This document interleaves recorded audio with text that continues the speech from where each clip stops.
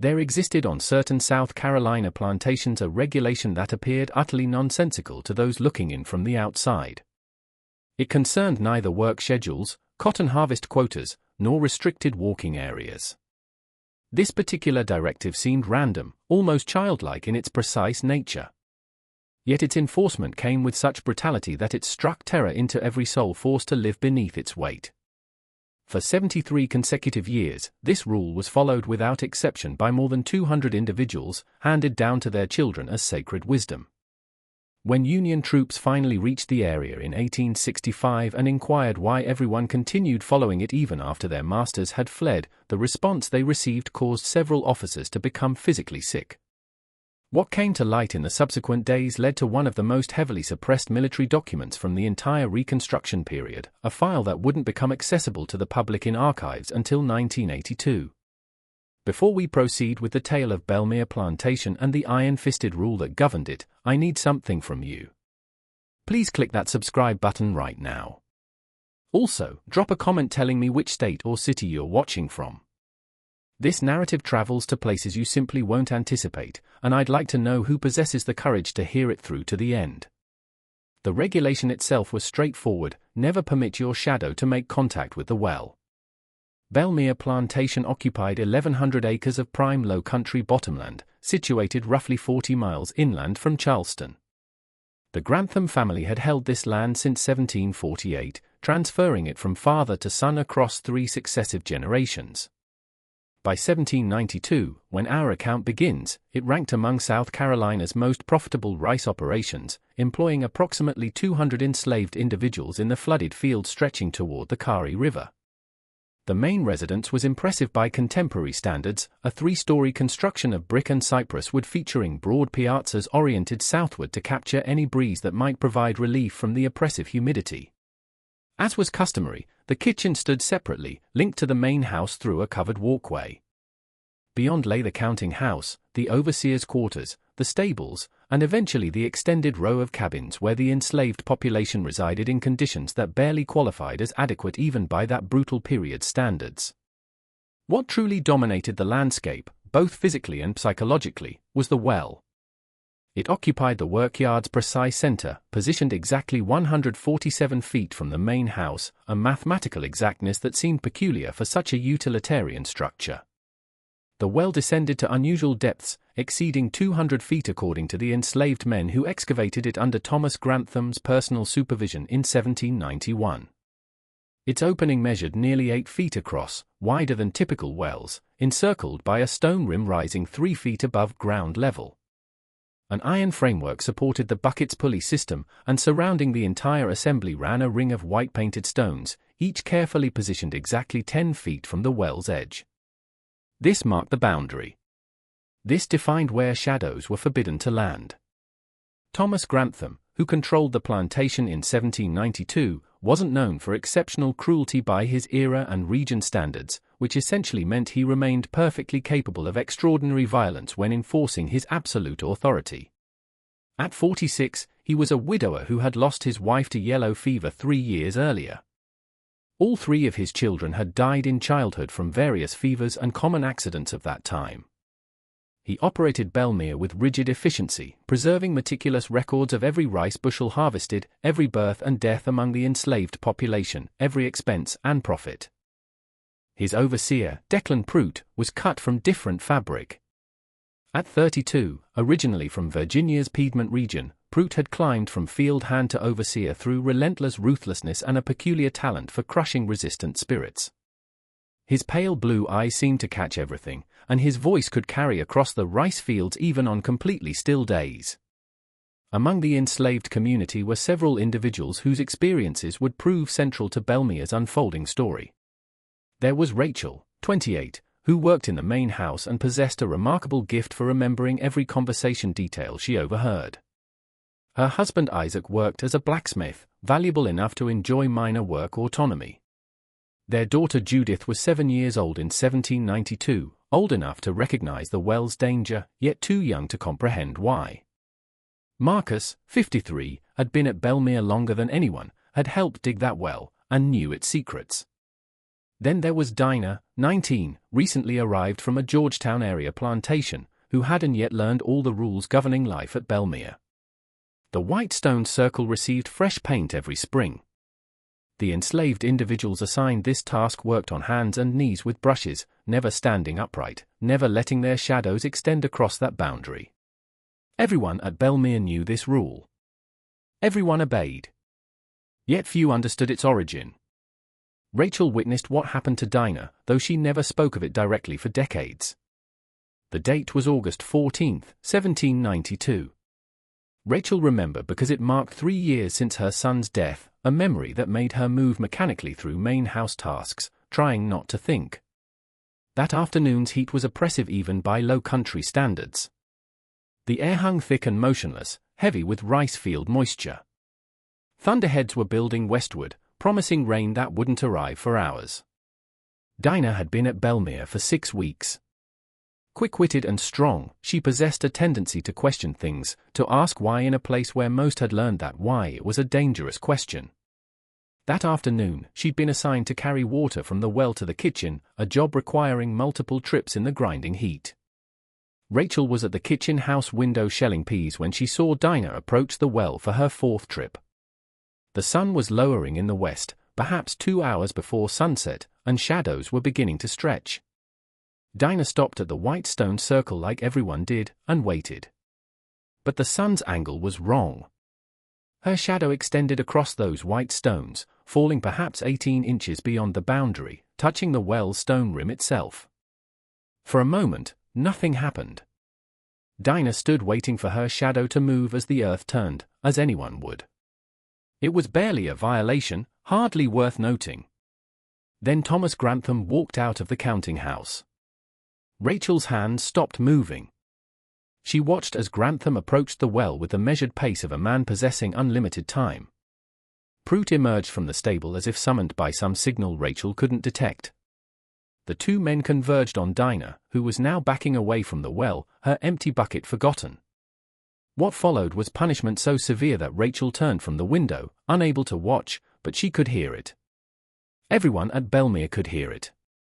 The sound traveled across the workyard, across the rice fields, a sound that made birds fall silent in the trees. When it ended, Dinah was carried to the cabin she shared with 7 other women. Rachel was sent to tend her, bringing water and clean cloths, though there was little she could do beyond basic care. Dinah's back was ruined. Rachel had witnessed many whippings before, impossible to avoid in her position, but this went beyond usual cruelty. This was methodical, calculated to maximize suffering while ensuring survival. Why? Dinah whispered at one point, her voice barely audible. My shadow barely touched it. Why? Rachel didn't answer. Because she didn't know. But she understood well enough that the rule was absolute. Shadow and well could never meet, not even momentarily, not even by accident. That night, Rachel lay beside Isaac in their cabin and told him what she'd seen. Isaac remained quiet for a long time before speaking. Marcus told me something once, Isaac said quietly, aware that sound carried between the thin cabin walls. About when they dug that well. He said they dug for weeks. Master Grantham was there every day measuring, checking the depth. They went down more than 200 feet, Marcus said. And when they finally hit water, Grantham made them dig another 20 feet below that. Why? Rachel asked. Marcus didn't know. But he said the water that came up tasted strange and metallic and cold, so cold it hurt your teeth.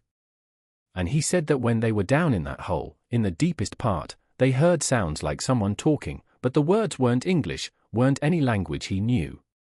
Rachel felt cold despite the August heat. Marcus is old. Maybe he remembers it wrong.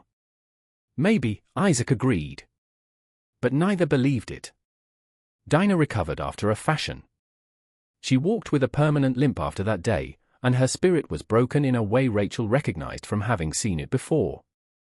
She never questioned anything again. She obeyed every rule without hesitation, and she never ever let her shadow fall across those white stones. Yet the question remained, whispered in cabin darkness, passed between people during brief moments when they were out of the overseer's earshot. Why was the rule so absolute? What inhabited that well that made shadows dangerous? Years passed, seasons turned, people were born and died, and Belmere continued its mechanical operations. The well rule never changed, never softened, never showed flexibility. Thomas Grantham aged but didn't mellow. If anything, he became more rigid in enforcement as time progressed. By 1800 he was 54, his hair completely grey, his face lined from years of low-country sun. But his eyes remained sharp, and he still walked out to check the well daily, sometimes twice daily, ensuring the white stones were properly maintained, ensuring no shadows had fallen where they shouldn't.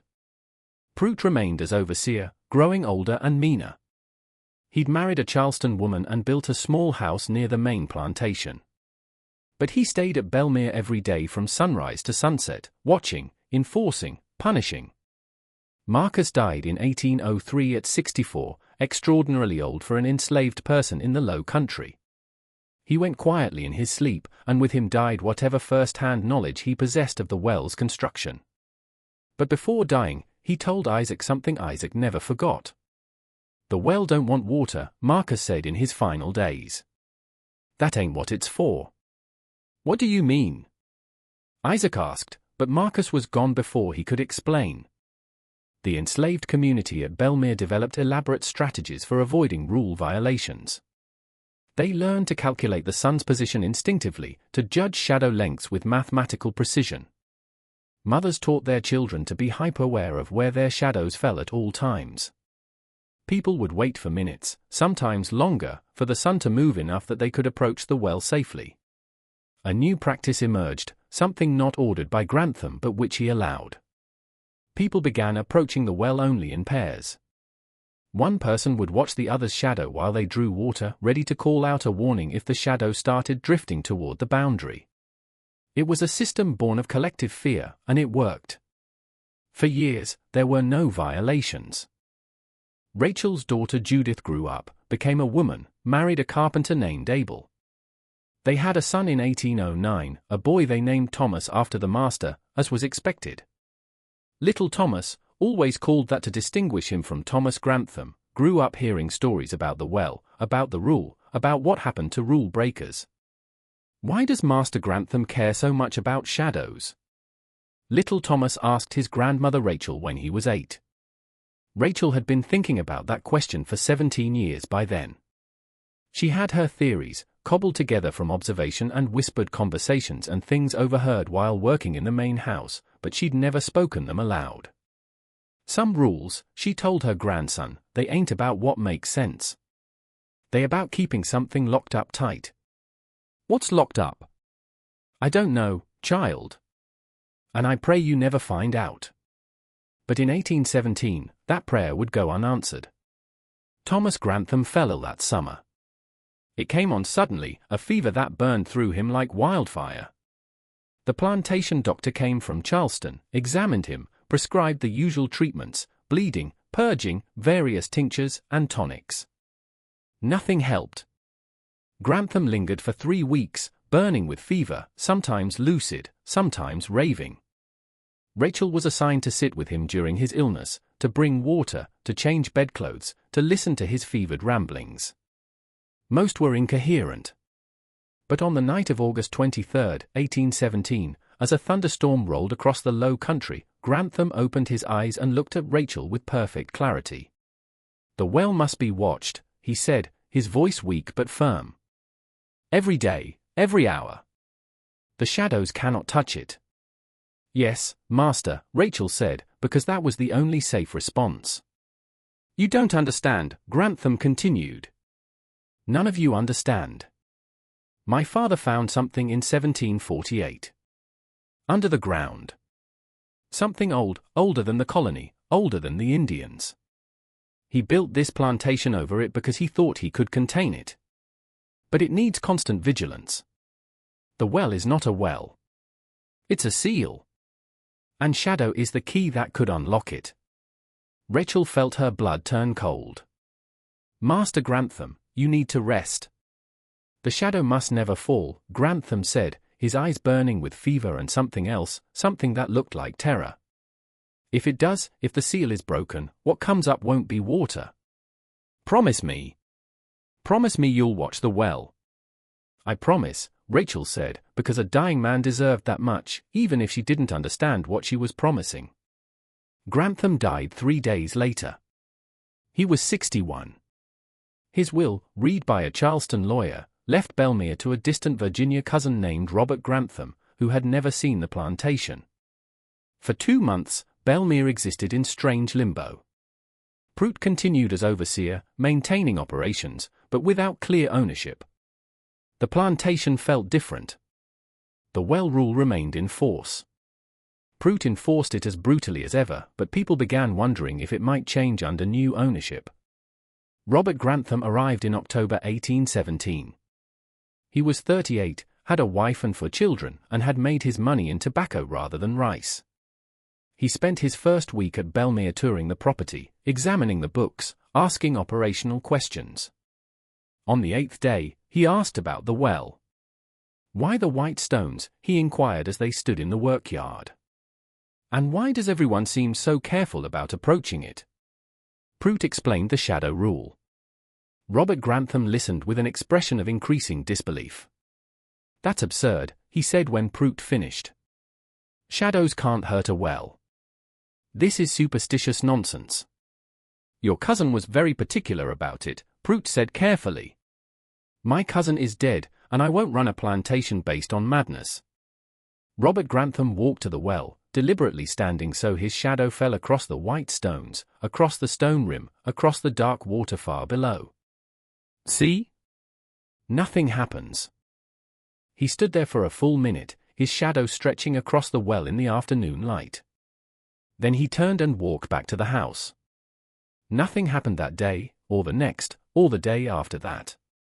Within a week, the rule was officially abolished. People could approach the well whenever they wanted, however they wanted, shadows or no shadows. The white stones were painted over, left to weather away. The well became just a well, a water source, nothing more. The enslaved population obeyed because they had no choice. But they obeyed with a sick feeling of dread that wouldn't go away. Rachel remembered what Thomas Grantham had said in his delirium. The well is not a well, it's a seal. If that was true, what had they just unsealed? For 18 months, nothing happened.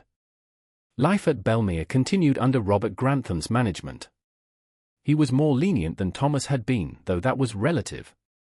He didn't forbid the shadow rule, people could avoid the well's shadow if they wanted, but he made clear he thought it foolishness. The 1818 rice harvest was good. The 1819 harvest was even better. Robert Grantham began expanding operations, buying more land, bringing in more enslaved people from Charleston auctions.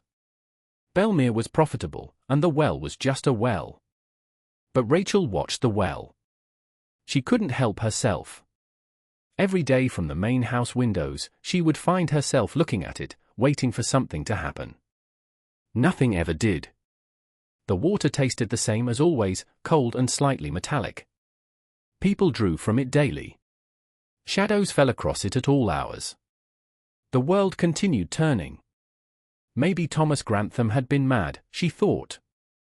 Maybe the fever had destroyed his mind before killing him, and his ravings about seals and ancient things were just a dying brain's delusions. Maybe the shadow rule had been nothing more than one man's peculiar obsession, meaningless and cruel. She almost convinced herself of that. Then, in March 1821, the water changed. It started with a smell. Nothing dramatic, just a faint odor like old iron that hadn't been there before. The enslaved people who drew water daily noticed it first, mentioned it to each other in quiet voices. Rachel brought it to Prout's attention, and he brought it to Robert Grantham's. Grantham had the well examined. The pulley system was checked, the stones around the rim inspected. A man was lowered on ropes to look at the water level and wall stones. Everything appeared normal.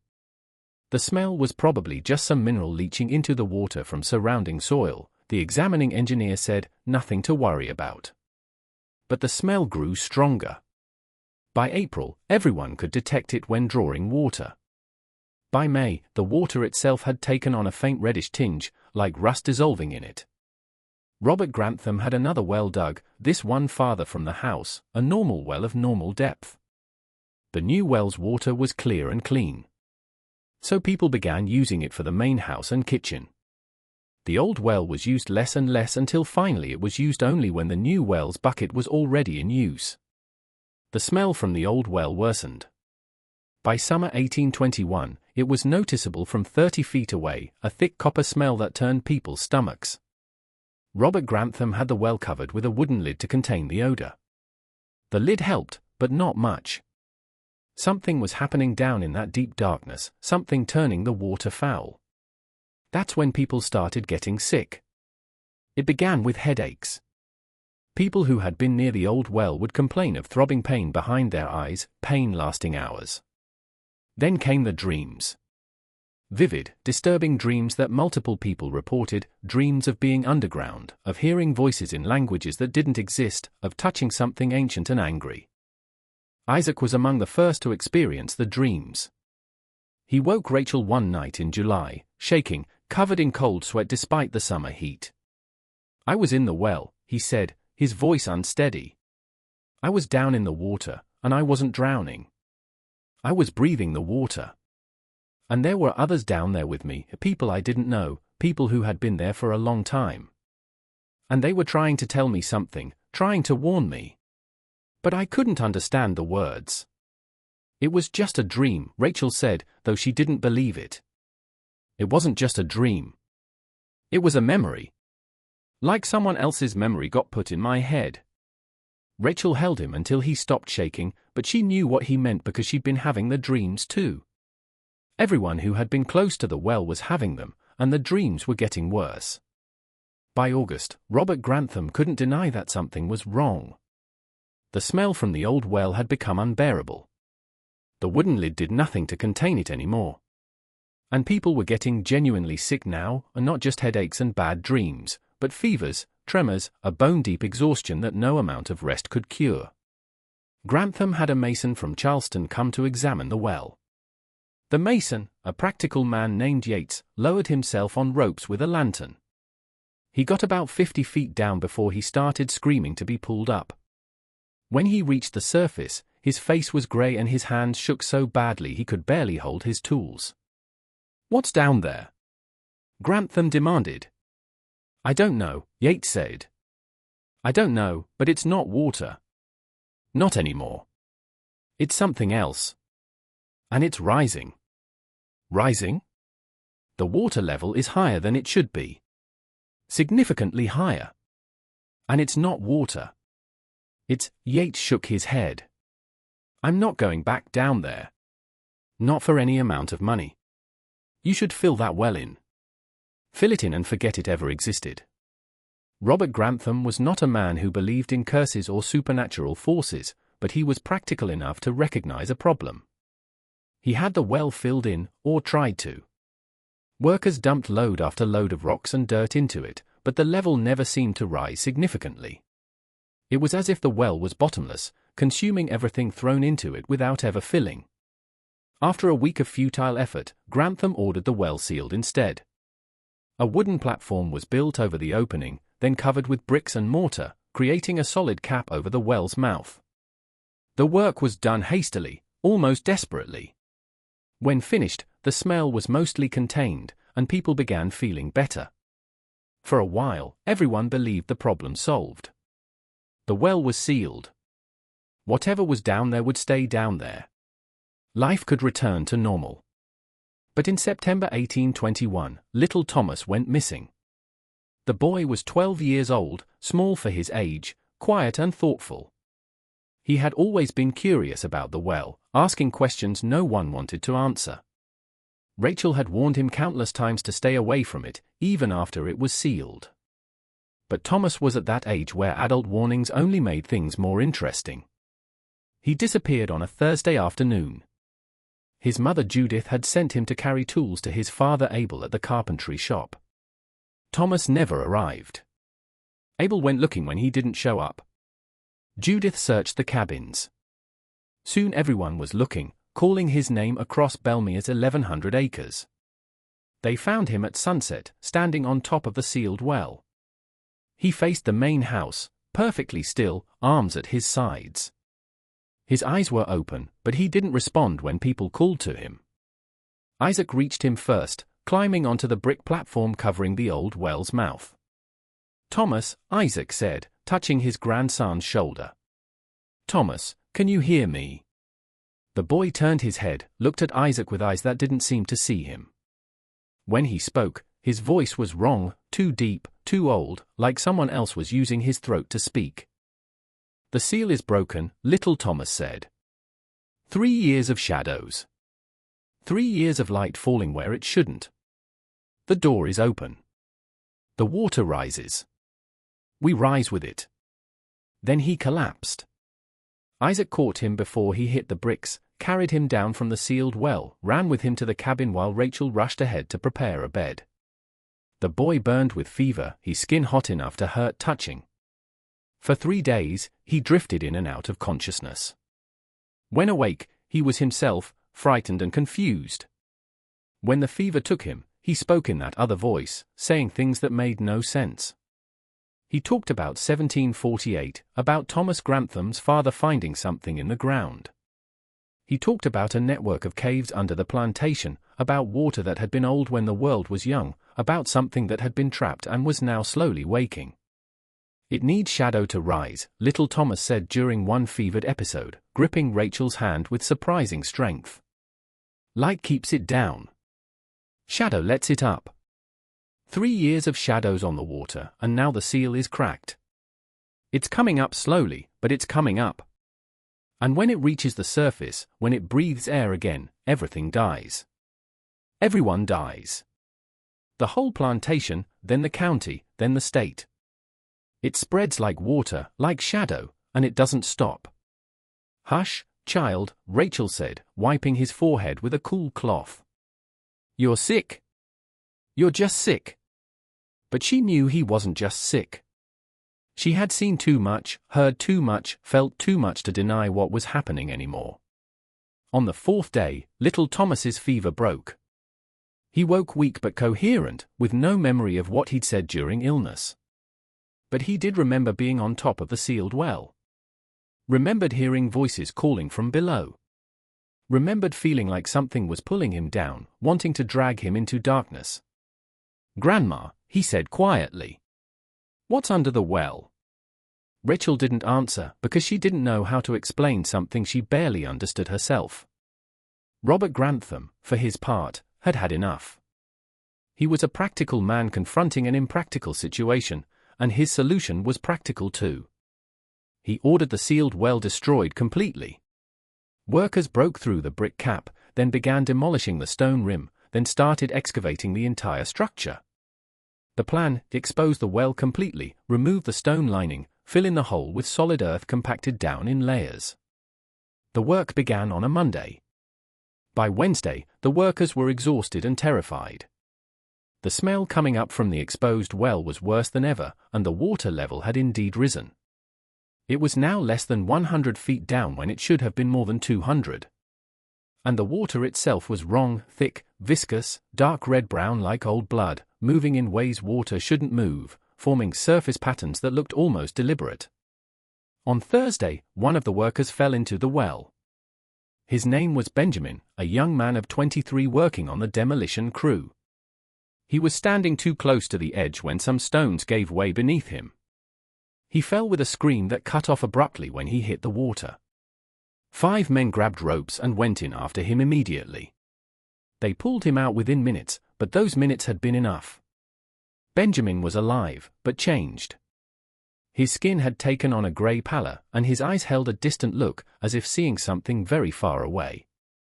He was breathing, but barely, and he wouldn't respond to anyone. They carried him to the Plantation Hospital, a small building where enslaved people and occasionally injured workers were treated. The plantation doctor, a man named Hughes who split his time between Belmere and 2 other plantations, examined Benjamin and found nothing physically wrong beyond expected cuts and bruises from the fall. But Benjamin wouldn't wake up. He lay in bed, breathing slowly, eyes open but unseeing, for 3 days. Then he died. No apparent cause. He just stopped breathing. The demolition stopped immediately. Robert Grantham, finally acknowledging he was dealing with something beyond his understanding, had the well sealed again, this time with iron plates welded together over the opening, then covered with 3 feet of concrete. It was the strongest seal that mid-19th century engineering could provide. But everyone at Belmere knew it wouldn't be enough. Just when we thought we'd seen it all, the horror at Belmere intensifies. If this story is giving you chills, share this video with a friend who loves dark mysteries. Hit that like button to support our content, and don't forget to subscribe so you never miss stories like this. Let's discover together what happens next. The answer came from an unexpected source, a scholar from Charleston who had heard rumors about Belmere's troubles and came to investigate. His name was Dr. Edmund Cordray, a professor of natural philosophy at what would later become the College of Charleston. He had made a study of unusual geological formations in the Low Country, had heard about the well at Belmere, about the sickness and strange water, and came with Robert Grantham's permission to examine the situation. Cordray arrived on a grey October morning, the kind of day when the sky hangs low and heavy over the rice fields, promising rain that never quite comes. He was 52, lean and weathered, with the careful, observant eyes of a man who had spent his life looking closely at things others overlooked. He brought an assistant, a young man named Peter Whitfield, and enough scientific equipment to fill 2 wagons. They set up their investigation in one of the empty storage buildings near the sealed well. For 3 days, they took measurements, examined soil samples, tested air quality around the sealed structure, and interviewed anyone willing to talk. Cordray had a methodical approach that reminded Rachel of Thomas Grantham's meticulous record-keeping. But where Grantham had been motivated by profit and control, Cordray seemed driven by genuine curiosity. On the 3rd day's morning, Cordray asked to examine the sealed well more closely. Robert Grantham agreed, though with visible reluctance. A crew of workers carefully removed a section of the concrete cap, creating an opening just wide enough for instruments to be lowered into the darkness below. The smell that emerged was overpowering. It hadn't diminished at all in the months since sealing. If anything, it seemed stronger, more concentrated, a thick metallic odor that made eyes water and stomachs turn. Cordray had his assistant lower a thermometer on a long chain. When it came back up, both men stared at the reading in disbelief. 41 degrees, Cordray said quietly. That's impossible. The ambient temperature is 73. Water this deep should be warmer, not colder. Unless, he trailed off, lost in thought. Then he had Whitfield lower a jar on a rope, trying to collect a water sample. The first attempt failed, the jar came up empty, as if it had passed through the water without capturing any. The second attempt brought up something, but it wasn't quite water. The liquid in the jar was thick, viscous, with that same reddish-brown color previously reported. When Cordray held it up to light, the liquid seemed to move on its own, forming patterns that looked almost deliberate, almost purposeful. "What is that?" Grantham asked, his voice tight with barely controlled fear. "I don't know," Cordray admitted. "I've never seen anything like it." He spent the rest of that day running tests on the sample. He added various chemicals, observed how they reacted with the liquid. He examined it under magnification. He measured its density, viscosity, response to heat and cold. None of his tests yielded results that made sense.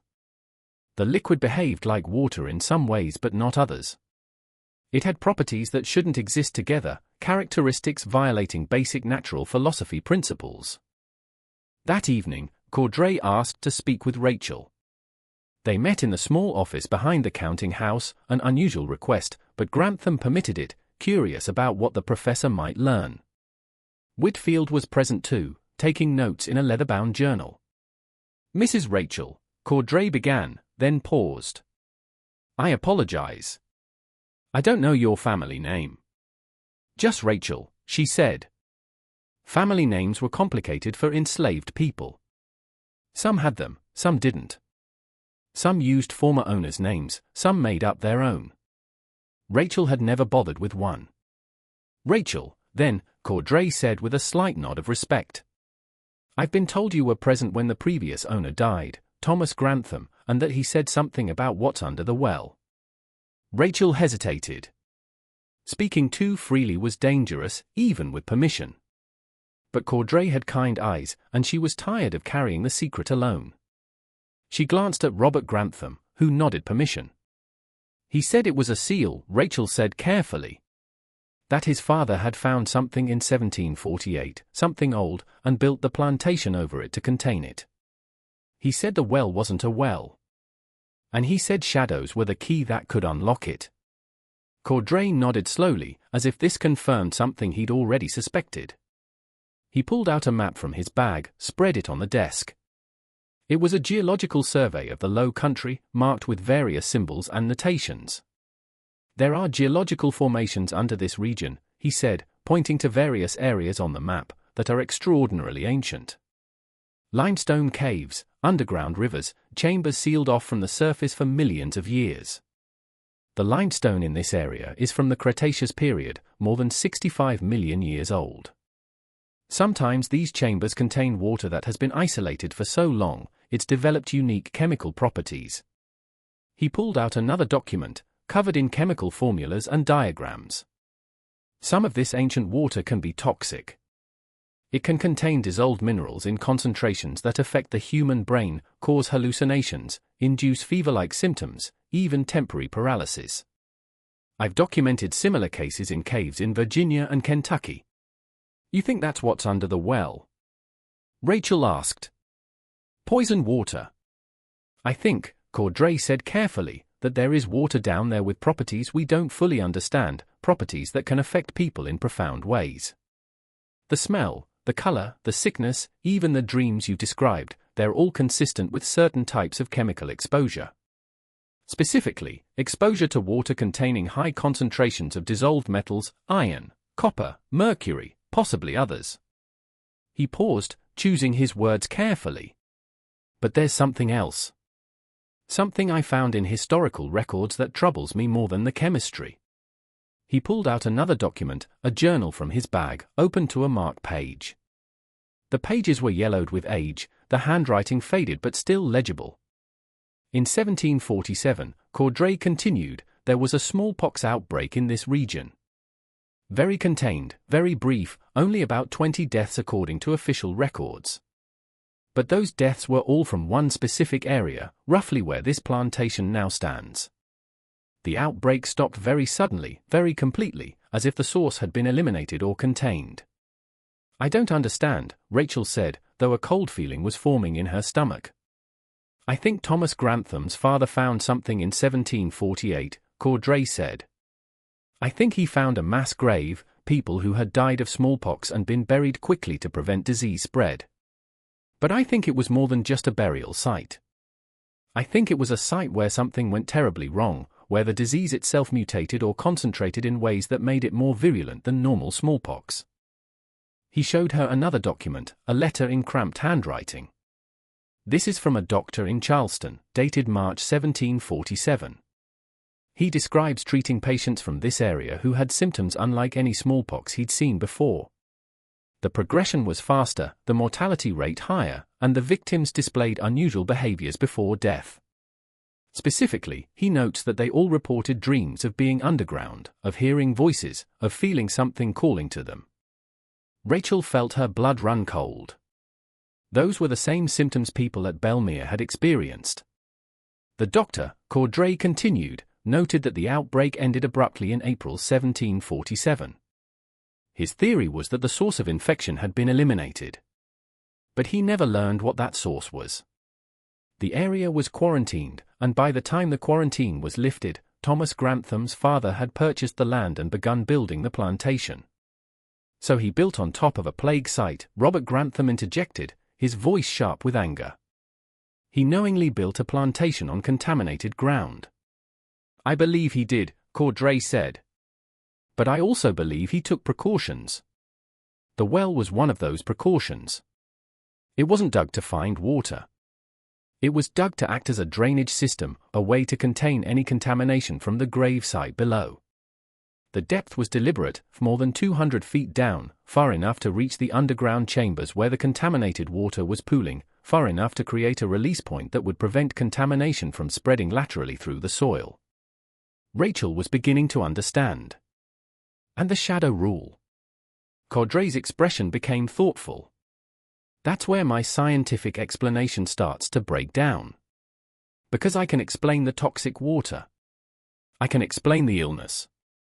I can even explain the dreams as hallucinations caused by metal poisoning. But I cannot explain why shadows would matter. I cannot explain the mechanism by which keeping shadows away from the well would prevent contamination. He leaned back in his chair, looking troubled. I have a theory, but it's not based on any science I can prove. I think Thomas Grantham understood something about human psychology. If you're trying to maintain a seal over contaminated ground, you need to monitor it constantly. You need to make sure nothing disturbs it, nothing breaks through. By creating an elaborate rule about shadows, he ensured that people would watch that well constantly, would never get close enough to accidentally damage the seal, would treat it with the respect and fear that such a dangerous site required. So the shadow rule was just a way to keep people careful. Rachel asked. That's my theory. But Caudrey hesitated, clearly uncomfortable with what he was about to say. There's one other thing. In 1747, the smallpox outbreak was described in a surviving letter as unnatural in its virulence. The people who died didn't just die of smallpox. According to the doctor's account, they died as if something was consuming them from within, something more aggressive than any disease he'd ever seen. The symptoms progressed in a matter of hours, not days. And all of the victims, in their final moments, spoke of seeing shadows that moved independently, shadows that reached for them. The phrase sent chills down Rachel's spine. Shadows that moved independently. The doctor, Caudrey continued, his voice barely above a whisper, called it a plague of shadow. He thought he was being poetic, describing the darkness of the disease. But what if he was being literal? What if there was something about shadow, about the absence of light, that allowed the disease to spread more effectively? Robert Grantham stood abruptly. This is madness. You're talking about shadows as if they're a physical thing that can carry disease. I'm talking about something I don't understand, Caudrey said firmly. And I'm honest enough to admit when my knowledge has limits. The science can explain most of what's happening here, but not all of it. The water level rising when it should be stable. The way the liquid we sampled behaves in ways that violate physical principles. The consistency of symptoms across generations despite the well being sealed. He turned to Rachel. You asked what we should do. Here's my recommendation, based on both science and precaution, the seal must be maintained and strengthened. Whatever's down there, whether it's simply toxic water or something more unusual, it must not reach the surface.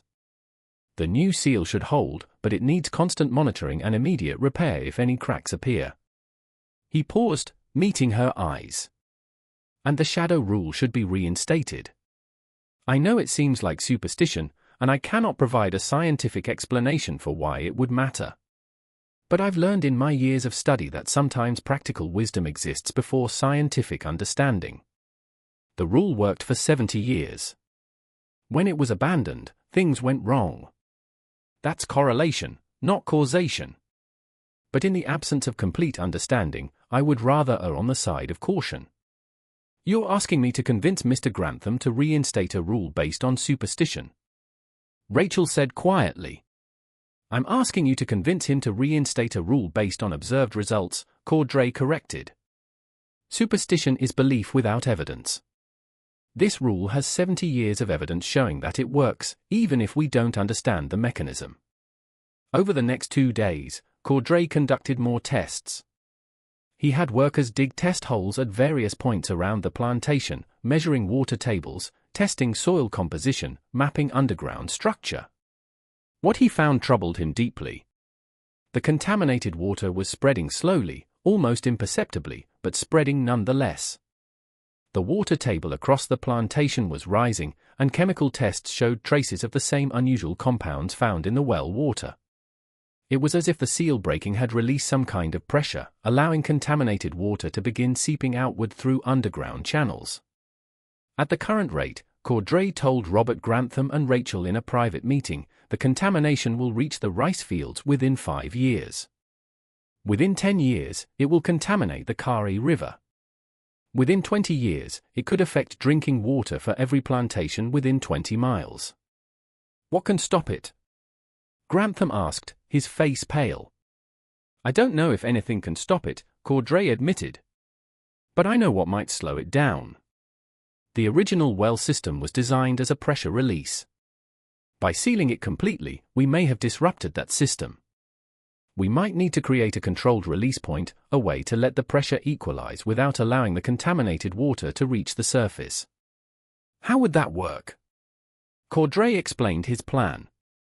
They would partially unseal the well, just enough to allow gas and pressure to escape, but not enough to allow liquid to rise. They would install a series of one-way valves based on technology used in mine ventilation systems.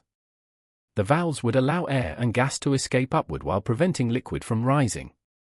Around this modified seal, they would create a monitoring system, a series of shallow wells that would allow them to track water level and chemical composition without directly accessing the main well. And the shadow rule? Rachel asked. Cordray looked uncomfortable. I recommend implementing a modified version, not as superstition, but as a safety protocol. The monitoring wells will need daily checking, and that work should be done with extreme caution. Requiring workers to be aware of their shadows, to work only when shadows fall in certain directions, ensures they're being deliberate and careful in their approach. It's not about the shadows themselves. It's about creating a ritual of carefulness around a dangerous site. Robert Grantham was quiet for a long time. Finally, he spoke. I won't call it the shadow rule. But I will implement safety protocols around the well that accomplish the same purpose.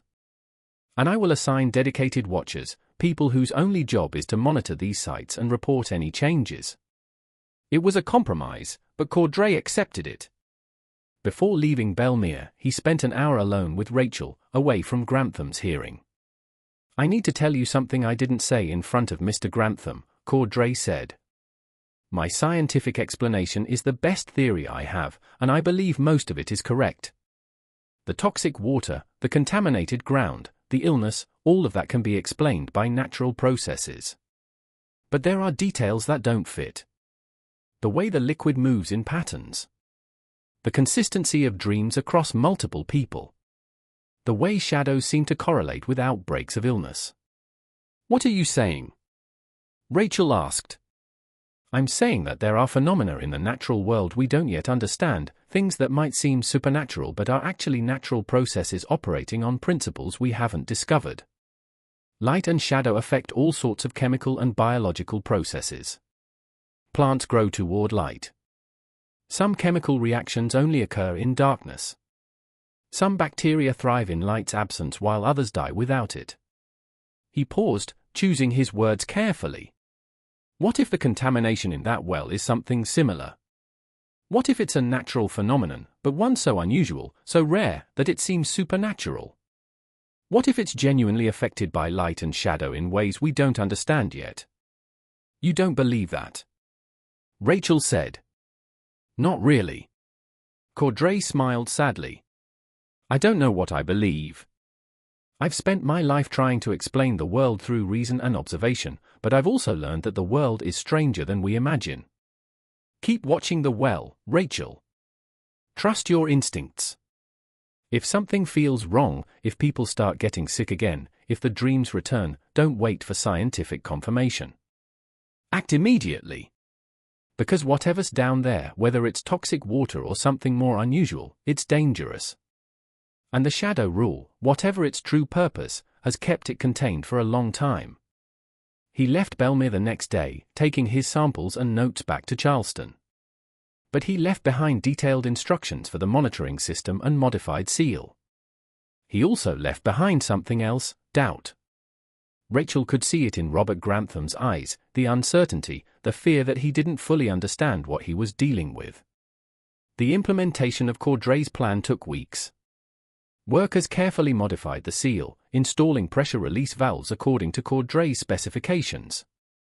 The monitoring wells were dug at precise locations, creating a ring around the main well. Each monitoring well was marked with white stones, not painted, but naturally white limestone that Grantham ordered brought from a Charleston area quarry. And though he refused to call it the shadow rule, Grantham did implement protocols accomplishing the same purpose. The monitoring wells could only be checked at certain times of day when the sun's angle created shadows falling in safe directions. Workers assigned to check the wells had to work in pairs, with one watching while the other approached. Anyone who felt ill or experienced unusual dreams after working near the wells was immediately reassigned to different duties and monitored for symptoms. It wasn't the shadow rule, but it was close enough. And it worked. For months after Cordray's modifications, an uneasy peace settled over Belmere. The monitoring wells showed the water level stabilizing. The pressure release system seemed to work, venting gases that gave off that same metallic smell but preventing liquid from rising. The dreams became less frequent, though they never entirely stopped. People stopped getting sick, though an underlying anxiety always remained, a sense that something was being held at bay rather than truly resolved. Rachel kept her promise to Cordray. She watched the wells, all of them, every day. She paid attention to the white stone markers, to shadow patterns, to the times when people approached the monitoring system. She noticed things others missed, how the smell from the vents varied with weather, stronger on humid days, weaker when air was dry, how people who worked near the wells in early morning reported fewer problems than those working in late afternoon, how the dreams seemed to intensify during dark moons and fade during full moons. She kept notes, writing carefully in a small journal Isaac had made from paper scraps and leather. She couldn't write well, she'd taught herself secretly, picking up letters and words from documents she saw in the main house, but she wrote well enough to record her observations. The journal became a record of the well's behavior, a catalogue of patterns and correlations that might mean something or might mean nothing. Isaac, for his part, became the primary person responsible for maintaining the modified seal. His blacksmith skills made him valuable for repairs, and his meticulous nature meant he could be trusted to follow Cordray's specifications exactly. He took the work seriously, understanding that lives depended on it. He taught his son Abel the same skills, creating a succession plan ensuring the seal would be maintained even after he was gone. Little Thomas recovered fully from his fever, though he was changed by it. He became quieter, more thoughtful, prone to staring at the sealed well with an expression Rachel couldn't quite read. When she asked what he remembered from his time on top of the seal, he would shake his head and say he didn't remember anything. But she knew he was lying. Something had happened to him up there, something he'd seen or heard or felt, and he'd chosen to keep it to himself. Robert Grantham, meanwhile, threw himself into modernizing Belmere. He installed new irrigation systems for the rice fields, built a small school for enslaved children where they could learn basic reading and arithmetic skills that increased their worker value, and even experimented with crop rotation to improve soil quality. It was as if he was trying to prove that Belmere could be normal, that the well was just a well, that science and reason could explain everything. But Rachel noticed that he never went near the well, never personally checked the monitoring system, never stood where his shadow might fall across those white stone markers. For all his talk of reason and science, he was afraid. And that fear, more than anything else, told Rachel that he knew the truth, they hadn't solved the problem. They'd just contained it temporarily. The seasons turned. 1822 became 1823. The modified seal held, but required constant maintenance. Valves needed cleaning. Stones needed replacement when they cracked. The monitoring wells needed daily checking for changes in water level or chemical composition. It was a full-time job, and Grantham assigned 3 people to do it: Isaac, a man named Caleb who had a gift for detailed work, and eventually little Thomas when he was old enough. During this time, Rachel began noticing something else. The people who worked maintaining the seal changed, not dramatically, not in ways that made them sick, but in subtle ways. They became more attuned to the well, more sensitive to its rhythms. They could feel when something was wrong before any instruments detected it. They had dreams that seemed to give them warnings about potential problems. Isaac described it to Rachel one night as they lay in bed, speaking in whispers. It's like the well is talking, he said. Not with words, but with feelings. I'll be working on one of the valves and suddenly feel uneasy, like I need to check something.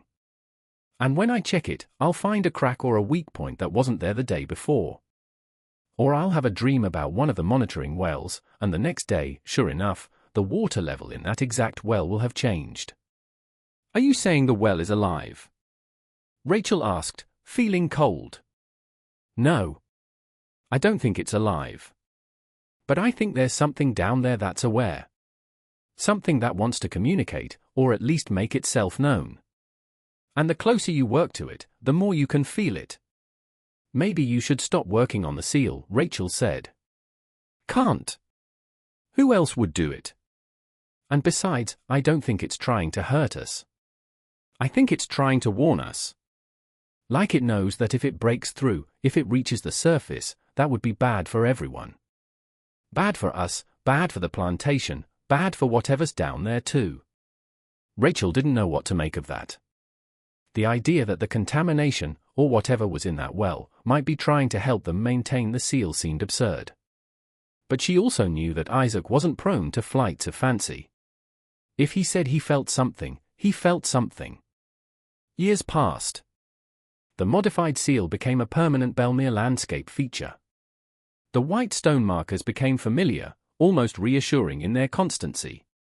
New people arrived at the plantation, bought or transferred from other properties, and they were taught about the well, about the protocols for approaching it, about the importance of careful maintenance. The shadow rule, even though never officially called that, was passed down through demonstration and warning. See those white stones, her mother would tell her child. Never let your shadow fall past them. It's not safe.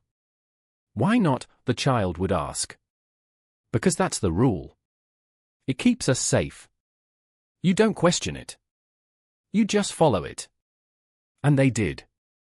Because even the newest arrivals could feel it, that sense of wrongness around the well, that instinctive understanding that this was a place where normal rules didn't apply.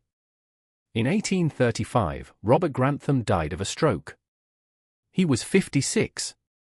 His will left Belmere to his oldest son, Marcus Grantham, a young man of 23 who had been educated in Philadelphia and held modern ideas about plantation management. Marcus arrived full of plans to revolutionize rice cultivation, to implement new techniques he'd learned up north. But he also arrived with something else, a healthy respect for things he didn't understand. Before his father died, Robert Grantham had spent an evening with Marcus, telling him about the well, about Dr. Cordray's investigation, about the shadow rule and modified seal. Marcus listened, and though skeptical, he was also smart enough to recognize that some precautions were worth maintaining even if you didn't fully understand their purpose. The well stays sealed, Marcus told Isaac on his first day at Belmere. The monitoring system stays in place. The protocols stay in force. I don't care if they're based on science or superstition. They work, and we're not changing them. Isaac felt a wave of relief. He'd worried that the new master would want to modernize everything, including well management. But Marcus proved practical. He did implement new techniques for rice cultivation, build new structures, improve living conditions for the enslaved population, not out of kindness, but because healthy workers were more productive workers. But he left the well alone. During Marcus's tenure, an interesting thing happened. The well became less active. The smell from the vents diminished. The monitoring well showed the water level slowly dropping. The dreams became rare, then stopped almost entirely. It was as if whatever was down there was settling, finding equilibrium, accepting its containment. Cordray visited once more in 1841, now an old man of 72. He examined the monitoring data carefully maintained over the years, conducted new tests on samples from the monitoring wells, and pronounced himself satisfied. Whatever was happening has stabilized, he told Marcus Grantham and Rachel, who at 69 was still working in the main house, though at lighter duties now. The pressure release system worked. The contamination isn't spreading. If you maintain the seal, if you continue the monitoring protocols, this site should remain stable indefinitely. What about the shadow rule? Rachel asked. She'd waited 19 years to ask him that question again. Caudray smiled. You know, I've thought about that over the years. I've studied more about light and shadow, about how they affect chemical and biological processes, and I've come to a conclusion that might surprise you. I think the shadow rule was never about shadows. I think it was about time. He explained that the sun's position determines where shadows fall. By requiring people to be conscious of their shadows, you were really requiring them to work at specific times of day when the sun was at specific angles. And I've noticed, looking at your records, that problems at the well correlate with specific times of day. Early morning and late afternoon seem to be the safest times for work. Midday and evening seem to be more dangerous. Why? I don't know. Maybe it's related to temperature fluctuations. Maybe it's related to atmospheric pressure. Maybe it's something else entirely. But the shadow rule, by forcing people to work only when shadows fell in certain directions, ensured they were working during the safest times. So it was science all along? Rachel asked. It was practical wisdom that happened to align with science, Caudray said. Which is often how progress works. People observe what works, create rules based on those observations, and only later do we understand the mechanisms behind those rules. Your former master, Thomas Grantham, may not have understood why the shadow rule worked, but he observed that it did work, and he enforced it rigorously. That was genius in its way. Caudray left Belmere for the last time, and Rachel never saw him again. He died 3 years later in Charleston at age 75. But his modifications to the well remained, and the protocols he'd helped establish continued. When Union soldiers arrived at Belmere in March 1865, they found a functioning plantation with 93 enslaved people still working the rice fields despite the war raging across the South. The overseer had fled weeks earlier, taking what portable valuables he could carry. Marcus Grantham had died of fever in 1863, and his widow had abandoned the plantation months before, fleeing to Charleston relatives. But the people remained, because where else would they go? A Union captain named Miles Garrett took temporary command of the plantation, overseeing the transition from slavery to freedom. He was a practical man from Massachusetts, educated in engineering, and he was immediately curious about the sealed structure in the workyard, about the system of monitoring wells surrounding it, about why people seemed so careful never to stand too close, never to let their shadows fall on those white stone markers. Why do you all avoid it? He asked an elderly woman named Rachel, who at 73 was the oldest person at Belmere and seemed treated with quiet respect by everyone else. Rachel looked at the sealed well for a long moment before answering. She'd been expecting this question for months, knowing that eventually someone in authority would ask it, would want to know why Belmere's former enslaved population maintained such strange habits around an apparently ordinary sealed structure. There's something underneath, she said finally. Something that needs to stay underneath. The shadow rule kept it there for a long time. When the rule was broken, it almost came up. We sealed it again, and we've been watching it ever since. The shadow rule? Garrett asked, his engineering mind immediately intrigued. Rachel explained, telling him the well's history, the 73 years of rigid enforcement, the breakdown when Robert Grantham abolished the rule, Dr. Caudray's investigation, the modified seal. She showed him the journal she and Isaac had kept, decades of observations about the well's behavior, correlations between shadow positions and safety, notes about dreams and illnesses and strange occurrences. Garrett listened with increasing fascination. When she finished, he asked permission to examine the sealed well more closely. Rachel granted it, though with obvious reluctance. Garrett spent 2 days examining the structure, taking measurements, studying Caudray's modifications, testing the valves and monitoring wells. On the 3rd day, he called a meeting with Rachel, Isaac, little Thomas, now 44, and several others involved in maintaining the seal. I've never seen anything like this, Garrett admitted. The engineering is sophisticated, well beyond what I would have expected for the 1820s. The pressure release system is genius. The monitoring network is comprehensive. Whoever designed this understood containment engineering at a level comparable to modern mine safety systems. Dr. Caudray designed it, Rachel said. Then Dr. Cordray was ahead of his time. Garrett paused, choosing his words carefully. I've read your journals. I've examined the monitoring data. And I've noticed the correlations you've documented between shadow positions and safety. I can't explain them scientifically, but I also can't deny they exist. The pattern is too consistent to be coincidence. He looked at each of them in turn. You're free now, all of you. You can leave Belmere if you want. But if you stay, if you continue to maintain this seal, I'll make sure you're compensated for your work. And I'll make sure the importance of this site is documented with military authority so that even after I leave, there will be official recognition that this place requires ongoing maintenance. We'll stay, Isaac said immediately. Several others nodded agreement. Good, Garrett said. Because I think you're right. I think there is something under there that needs to stay under there. And I think your shadow rule, whatever its original purpose, has been effective in keeping it contained. He kept his word. Before leaving Belmere 6 months later, he filed a detailed report with military authorities describing the sealed well, the monitoring system, and maintenance protocols. He recommended that the site be placed under permanent federal protection, with current residents given legal authority to continue their maintenance work. The recommendation was approved, though it took years for bureaucracy to catch up. Eventually, the people of Belmere were granted legal ownership of the land surrounding the well, with the provision that the seal must be maintained in perpetuity.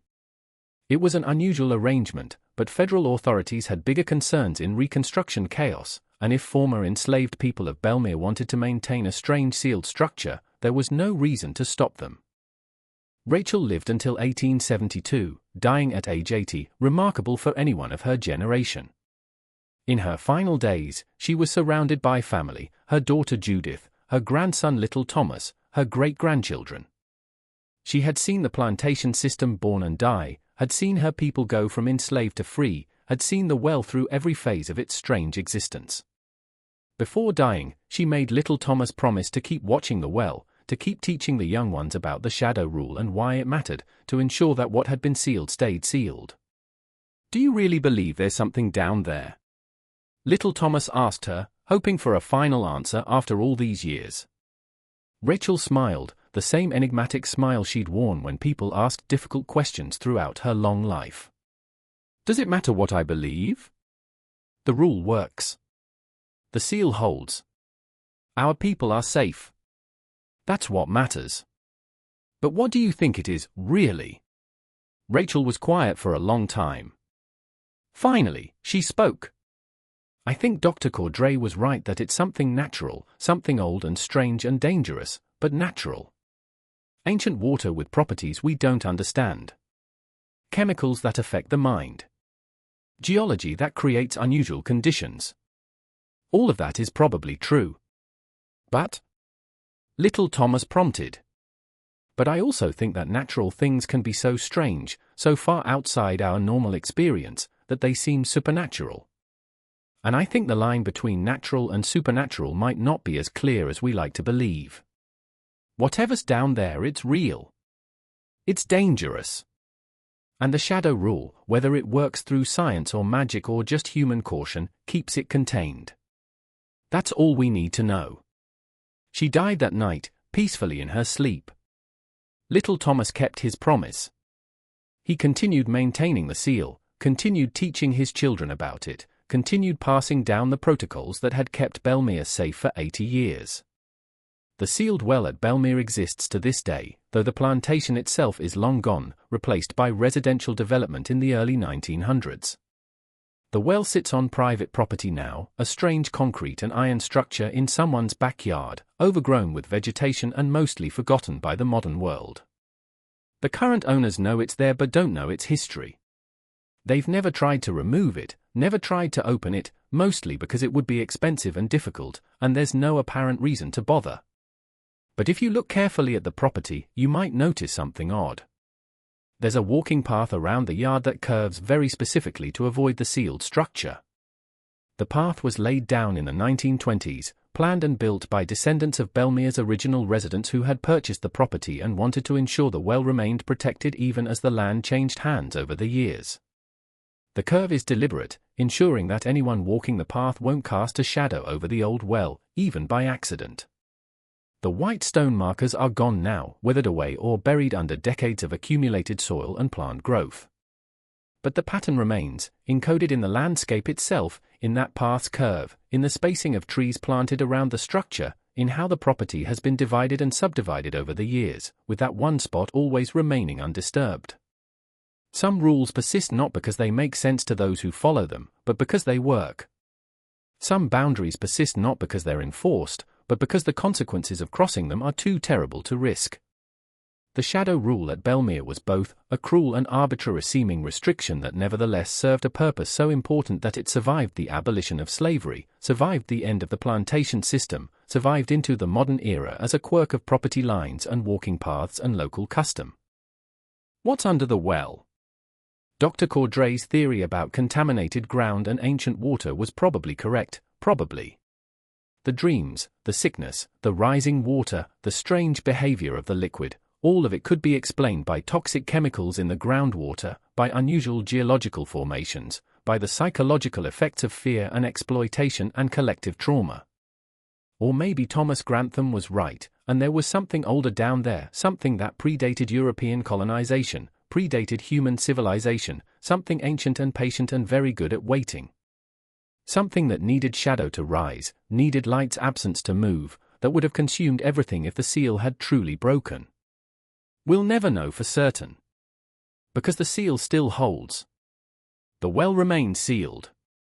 And even now, more than 200 years after that strange rule was first enforced, people still avoid the area around that sealed structure. Still feel an instinctive unease when they stand too close. Still pass down half-remembered warnings about being careful, about watching, about remembering. In 2012, a local historian researching Reconstruction-era properties in the Low Country came across Miles Garrett's report in the National Archives. She followed up, tracking down the current location of Belmere Plantation, identifying the property where the sealed well still existed. She contacted the owners, explained the historical significance, and asked permission to examine the site. The owners agreed, curious about the strange structure in their backyard. The historian brought in a geological survey team, and they conducted a non-invasive examination using ground-penetrating radar and other modern techniques. What they found confirmed much of what Dr. Cordray had theorized in 1821. There was indeed an extensive system of limestone caves beneath the property, connected by underground channels to a larger network extending for miles. There was water down there, deep and ancient, isolated from surface water for thousands of years. Chemical analysis of samples taken from the monitoring wells, which were still functional after all these years, showed high concentrations of dissolved metals and other compounds that could definitely cause the symptoms reported in historical records. But the survey also found something unexpected. The water level in the main well was still rising slowly, incredibly slowly, but rising nonetheless. At the current rate, it would reach the base of the seal in approximately 50 years. The historian included this finding in her report, but noted that there was no immediate danger. The seal was still structurally sound. The monitoring system could still track changes. There was time to decide what, if anything, should be done. But she also noted something else, something that troubled her enough that she mentioned it in her report, even though it seemed unscientific. During the survey work, several team members reported unusual dreams. Dreams of being underground. Dreams of hearing voices. Dreams of shadows that moved on their own. The same dreams that had been reported at Belmere for nearly 200 years. The property owners, after reading the historian's report, made a decision. They would maintain the seal. They would continue to avoid the area around it. They would make sure that any future owners understood its importance. And they would keep the walking path exactly where it was, curving around the sealed structure, ensuring that shadows fell safely away from it. Some rules are worth keeping, even when their original purpose is forgotten. Some shadows are better left short. Some wells are better left sealed. And some mysteries are better left unsolved, because the answer might be more terrible than the question. The well at Belmere waits. It has waited for 230 years. It can wait longer. Whatever is down there, toxic water, ancient contamination, or something stranger, it remains contained. The seal holds. The protocols persist. And the shadow rule, in its modern form, continues to protect us from something we may never fully understand. This mystery shows us that not all historical horrors require supernatural explanations to be terrifying. Sometimes the most frightening things are those that exist at the edge of our understanding, natural phenomena so unusual that they challenge everything we think we know about the world. The people of Belmere understood this. They created a rule that seemed arbitrary but worked. And they maintained it across generations, across the end of slavery, across every change their world underwent, because they understood that some boundaries exist for good reason. What do you think of this story? Do you believe everything was revealed, or do you think something darker still waits beneath Belmere? Was the shadow rule simply clever psychology and safety protocol, or was there something more to it? Leave your comment below. If you enjoyed this tale and want more historical horror stories like this, subscribe, hit the notification bell, and share with someone who loves mysteries. There are more buried secrets waiting to be uncovered, and I'll be here to tell them. See you in the next video.